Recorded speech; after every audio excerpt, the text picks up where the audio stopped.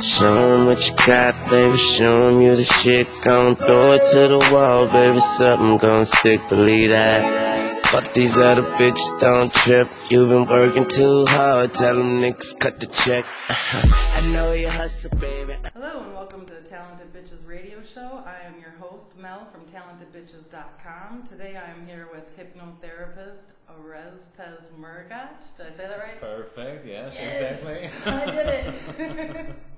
Who's quickly becoming the hypnotist to all the stars in Merida. So, I and a lot of my friends have come to you for hypnotherapy. Tell me, what is hypnotherapy?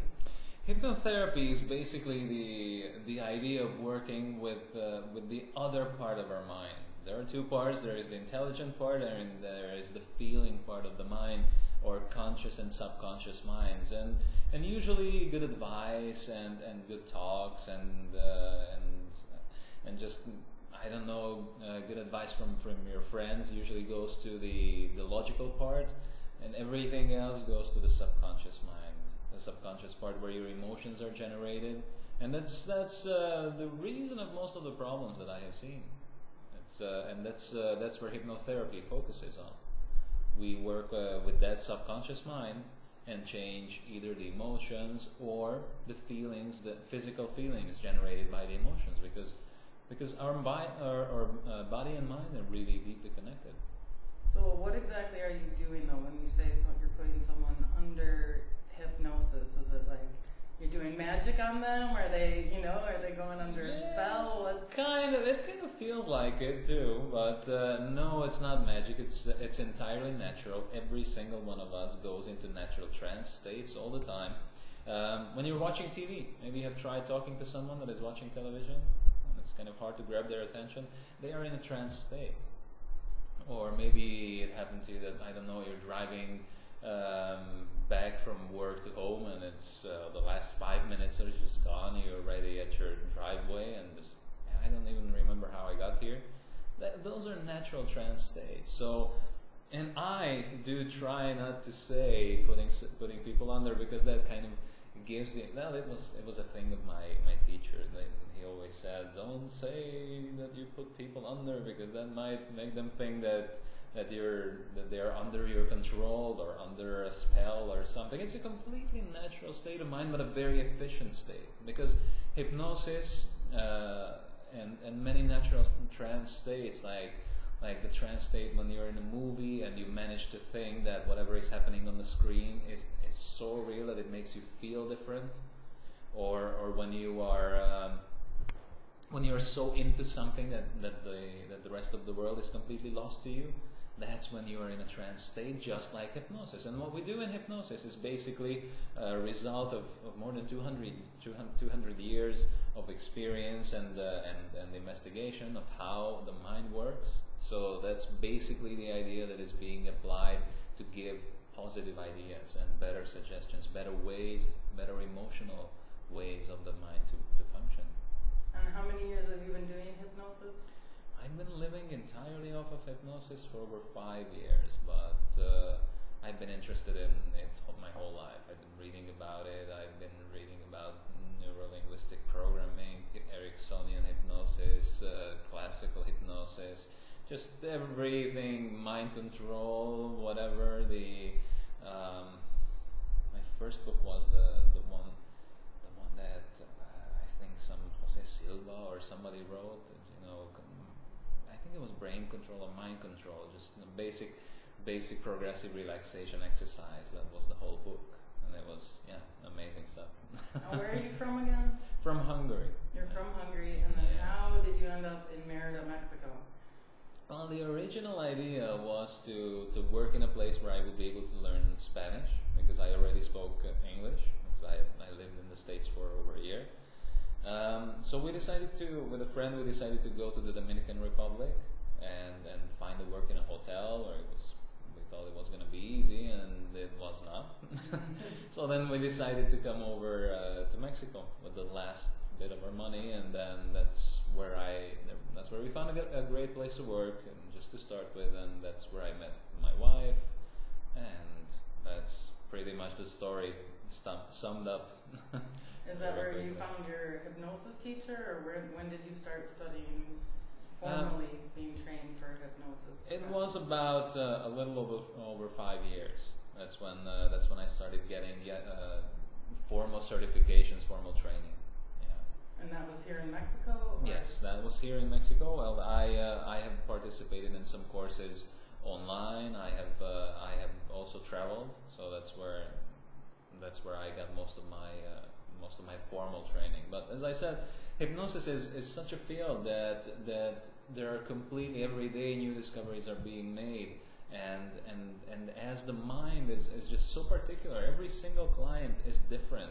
That's one of the most amazing things, is that you can never stop learning about hypnosis. To the day, I still participate on forums. I still read everything that I can get my hands on. I'm just going this September to a new course that I will be in Amsterdam, because it just never stops. There's so many things going on in the mind, so many ways, so many new things that you can learn.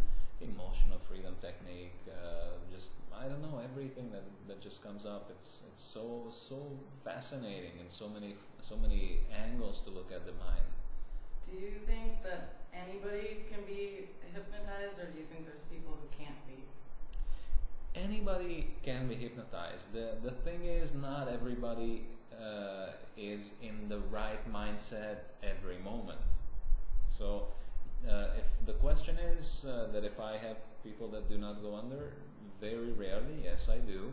It's people that are not ready, or they do not sincerely want to get rid of their problems. When would that happen? When I get some teenage kids that their parents bring them, just dragging them by their earlobe and say, yeah, change him, or fix my kid and make him be like, I don't know, like the way I want them to. And even in those cases, when after the parent leaves, and I talk to the kids, and if we find a way, if we find a common point that say, okay, yes, I do want to feel a little more self-esteem, I do want to feel better, then yes, we go ahead and then we work on that.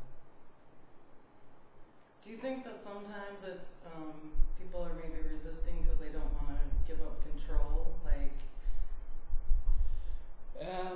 Control is basically an illusion. Anybody that ends up in my office is basically here because they are not really controlling their lives.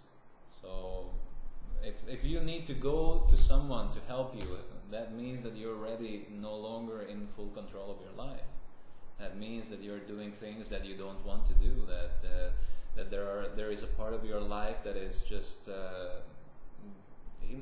not necessarily out of control, but it drives you towards things that you don't really want in your life. So yes, in that way, yes, but yes, there are people that if they have fears, it's very important, because what we do is every time that I meet a new person, we talk for almost an extra hour that is just completely dedicated to clearing up doubts, eliminating misconceptions, because there's so many. So if someone sits down in my chair and they're still thinking that I'm gonna be like Dr. Zom from I don't know what movie from the 70s, and I'm gonna be controlling their mind, and they may not want to follow my instructions because they're afraid of what they think will happen. It will not happen, obviously, but if they are not doing what I ask them to do, because I would, if I tell you, close your eyes and imagine yourself in a relaxing place, if instead of that you focus your attention on, oh my God, what is going to happen? What is it going to do to me? Then yes, then they're not doing what they need to do to be able to get to that place.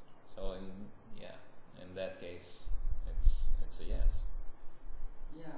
Well, I mean, I guess that's what I mean, giving up that control, or there's that piece of trust that needs to be there. Oh yeah, trust is always necessary for you to be able to enter into a natural deep level of hypnosis, enjoy it. Mm-hmm. You can do it on your own. That's also a great way, that you can just allow your mind to be focused on what you want to do by doing self-hypnosis. I mean, there is absolutely, it's just you, there is no control issues.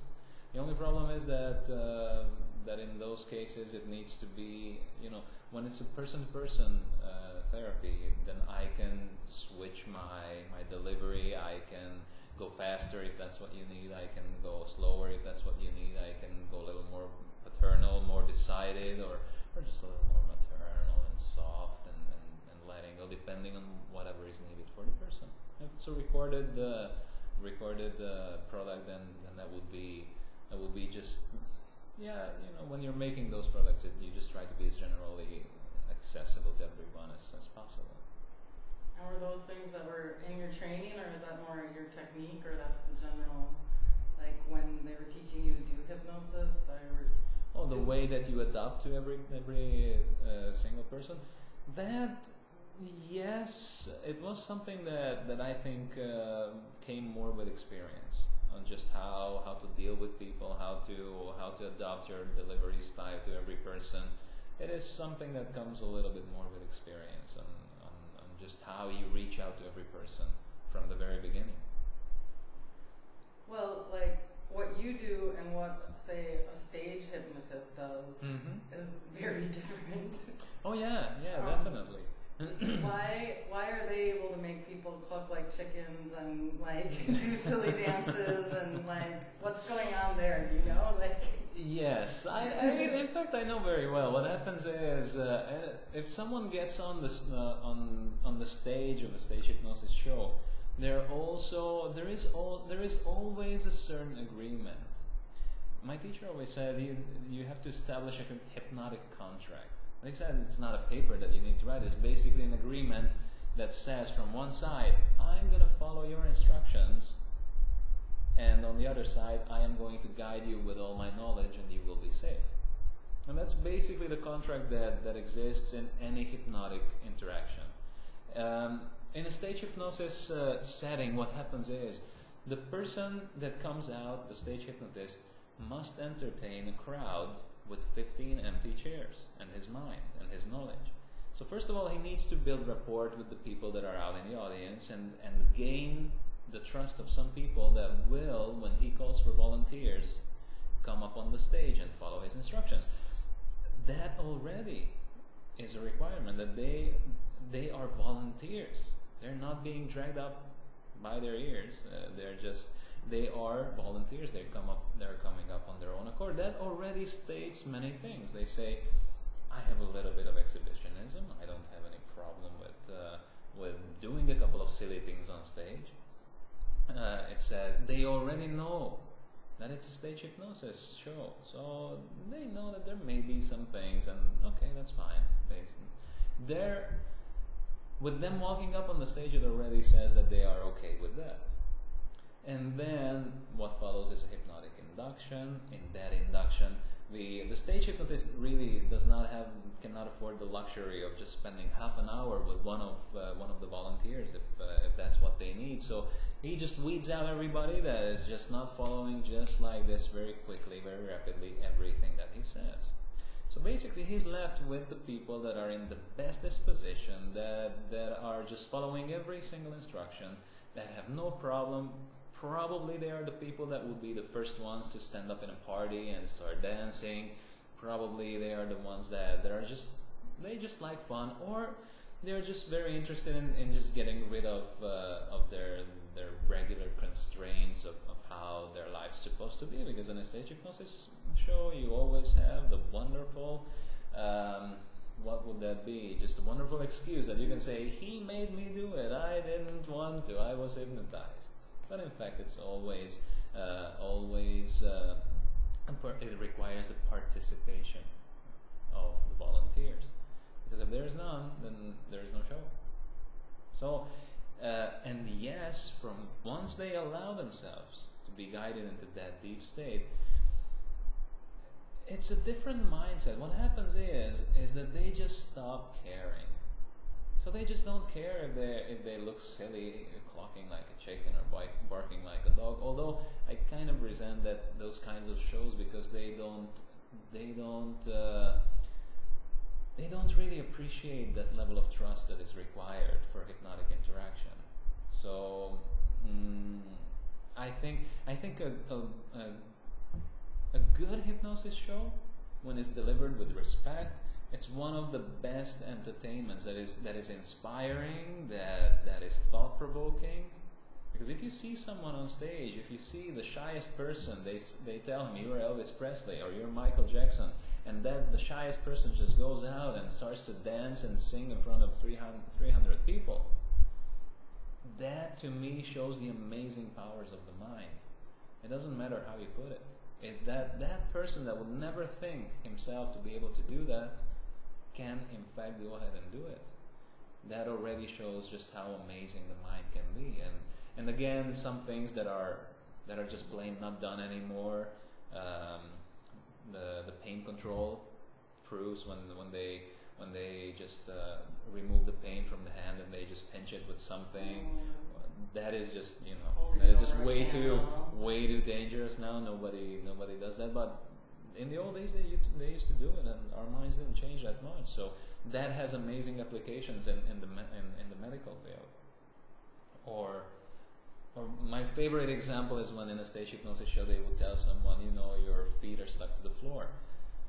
And I always think of my clients as they're here and somebody in their lives, their experiences, their I don't know, their drugs, their alcohol, their cigarettes, their casinos, whatever, made them think that their feet are stuck to the floor. And all I have to do is just tell them, stand up and walk. No, that is just, it's not my power. It's the power of their own minds, and it's really, really amazing. Well, we kind of were talking about this before I turned the recorder on, but my friends all know that I did come to you to try to quit smoking, and in 5 days I crashed and burned. Because I only gave you one chance. I only gave you one chance to be fair. But some theories of why I might have failed, and you can repeat things that we had said earlier. Well, what I think is that most compulsive behaviors have to do with emotions that are tied to them. So most of the time, when I detect that there is strong anxiety, when it is not just a habit. Because if it's just a habit and the person says, hey, I'm so fed up with this, I just want to get rid of it, then yes, even one session is enough. Although I almost never do just one session, I always make sure that in the next couple of days I see the person again, just in case something like that happens. But I think in your case I didn't have any spaces just to program you in 3-4 days, I think. Yeah, you were full. So. Yeah. So, well, what happens is I should have started with the emotional background of what was going on, because that's the way I felt that it was more of one of these outlets to the end to whatever was going inside you, and I think it would have been better to start with those things, and once we have a strong base, then we should have. As I told you, it was a hard call. I thought of just taking away the cigarettes for a moment, and then have your feelings be more just accessible, more, as they say in Spanish. What would be the word for that? Flor de piel, just more. You're asking me? You should hear my Spanish. Oh, okay. Yeah, so it's just more, I don't know, more more accessible, more present, more up on the surface. I just think you're trying to undo a habit of like almost 2 packs a day at that point. Not anymore, because I told you I'm trying something new. But that I've had for over 20 years. I mean, I think it's kind of a tall order to walk into your office and be like, here's 2 hours, dude. You can take care of this, right? Well, I do it all the time. What happens is that, in your case, it was we should have done it the other way, and I should have had the second session right away with it. That is more or less the time that it lasts, between 3 to 5 to 7 days. I cracked on the 5th day. Yeah, that's. I couldn't take it anymore. What happens is that all you needed was just either reinforcement for that to completely stop, or to start working on the anxiety. Because your anxiety never asked for cigarettes. it has always been asking for it to be heard. You know, and I don't know how many things we can go into. Just whatever reasons you have for that anxiety, it never asks for cigarettes. I mean, you had it before, and it never and it never went away. You're just basically just putting the lid on it with every cigarette. With a cigarette instead Yeah, of the love or the compassion or whatever. love for yourself, self-esteem. No, because what I think, I always work on self-esteem for any kind of a problem. Yeah. First of all, because I can do it, and everybody can use a little more self-esteem. Yeah. Two, the basic idea, just the thing that you need 2 packs of cigarettes just to go through a regular day, it means that you are wrong there, because you have all the power, you have all the wit, you have all the intelligence, you have all the strength, you have all the experience, you have everything that you need just to be able to go through a natural, just a 24-hour day. You shouldn't think that you depend on something. For anything, but Exactly. yeah. Exactly. And I always say, I get people every time that they think that they depend on something to be able to work, to be able to focus, to be able to relax, to be able to be funny enough, to be able to be lovable enough. It may be their partners, it may be a bottle of whatever, it may be the cigarettes, it may be the drugs, it may be so many things. And it's just not true. I think self-esteem and self-love is the core to all of it. I mean, Yes. if you really dig underneath everything that somebody does, because like I've even noticed, like even after I left here, and even though I cracked, it was like I still was like, okay, but I still care about myself, and I still want to fix this problem, and I still, came up with another plan to try to, move forward that way. So, and then like even just small things that I've noticed, like, you know what, doing this to myself doesn't feel that good, and I just think that like that's how, but I think that's true for anybody, like if you subconsciously are giving them the message that like whatever they're up against, like, you're just an okay person, it's like, it's so valuable, it can really change them, so I think maybe more, if I'm getting it right, what you're doing is you're putting them in a state that you can actually hit their core and say, like, build that up a little bit so that when they leave, and that I think did happen, like that for sure, I think happened. Good. So Yeah, I wish we had more time. I know. Well, I'm gonna get rich, and then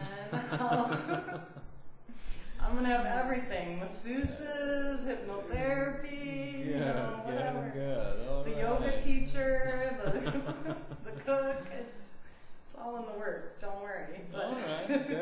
Good. But so do you have any great stories? I mean, obviously we don't need clients' names, but are any stories of really great transformations through hypnotism or the way that it's. Yeah, I still remember 2 that were really amazing. They still happened at the time when I got really amazed of just the powers of the mind. There was a girl that came in. She wanted to lose weight, and whenever we just try to uncover whatever emotional problems were there, we would just come up against something that she had in her hands, and I didn't even understand what it was. And then I asked her in hypnosis, because you can communicate in hypnosis, what is it that bothers you so much in your hands? And then she explained to me that whenever she would touch basically anything, their fingers would just become completely white, just like all the blood went out of it. And she's been to all sorts of doctors with it and everything, and she's done thousands of things just to get rid of it. And it was just really stressing her out that she didn't have an explanation even of what was happening. And at the last rounds, the doctors just said, it's an autoimmune something, never defining it. And then I said, well, okay, we're just gonna bump into this, so let's solve this. And that will be just very personal how we solved it, but it happened to be a lot of pent up anger that was from a long time. She was just be completely making a very strong fist of her hands, and that's how all the blood would go out. And for some reason, unconsciously, unexplainable, that just stuck in her body in a way that even to today it would still happen. So I was young and reckless, and I just solved it in that first session. Oh wow! So yeah, it was amazing, and then it was that when she came out of trance, it was priceless because she was just looking at her hands, and just carefully she touched her fingertips and just keep looking at it, and then she started to cry. It was just amazing because what used to happen did not happen this time. So that autoimmune incurable disease that went through I don't know how many doctors, it was just gone. Yeah. So you saw it heal. Yeah. Yeah. Yes, that was amazing. That was an amazing experience. Wow. Yeah. And what I would say that it's not so much of a specific experience, but more like a tendency that I feel really, really, really grateful for everything that I have learned about how the mind works and how important the first impressions on our childs are. So I think that it has really helped me, not become the perfect father for sure, but be a lot better than what I would have just based on me having been a kid and having had parents. Yeah. And then think that I know everything. So it has really opened my mind, and it has really allowed me to become a better father, I think, to my kids, and not try to make the mistakes that my parents did, but not try to make the mistakes of what I have seen on every single one of my patients. Yeah. Well, I mean, you're learning the core of mental, emotional, energetic health. Yeah, exactly. So, yeah. Exactly. The reverse way, I see what happens when you screw up. So. Yeah, how to undo it all. You're trying to. Yes, exactly. But it does give you a good idea. And there was another story that I was thinking of. It's kind of similar because it happened. It happened the way there was a girl. It was an interesting story because she was bringing her mom, but the mother would not be able to enter hypnosis because she was so stressed out that what would happen if her husband found out that she was here, that she was just plain not be able to focus on my instructions. She was so afraid that she was just kind of, I don't know what kind of lies they made up just to be able to bring the old lady, and she was just completely only thinking about that. So in about 10 minutes I said, okay, this is not happening right now. And I told the girl that was still waiting outside, I said, yeah, you heard all in the introduction. You have anything? You want to work on something? She said, yeah, I always had this weird headaches that, again, and don't take this as any disrespect to the medical field. It's just there are things that they just do not take into consideration anymore, the emotional part. So she would just have these headaches that would come every, I don't know how often. I think it wasn't that frequent, but at least once or twice a month it would appear, and it would get so bad that she would get close to an epileptic state because of the headache. And the diagnosis that she last heard, because she just stopped going to doctors, was that there were some kinds of bacteria in her brain. Yeah, I know. that's exactly the face that I made. Yeah, I did. So they're all the way down to bacteria. Let's just say bacteria. Yeah, and what happened is there was just this wrong idea of having seen his father almost run over right in front of her in the street. No, not run over. Just have a head-on crash right in front of her where they were waiting for her father. Her father, who she loved immensely and had a great relationship to her, just almost had a crash. So we just changed the way that she was thinking of that event. and the bacteria from her brain were gone. The mysterious bacteria or the bad memory that was tormenting her. Yeah, so never again.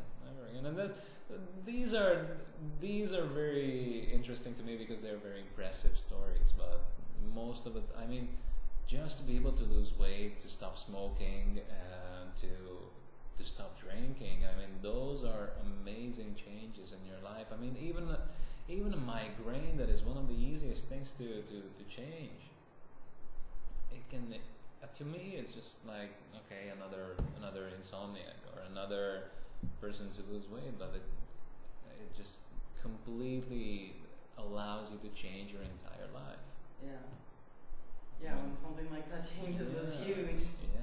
Yeah, it really improves the quality of your life, you know. Exactly. And then the more you're enjoying your life, the stronger you can get, and the easier you can change other things. Exactly.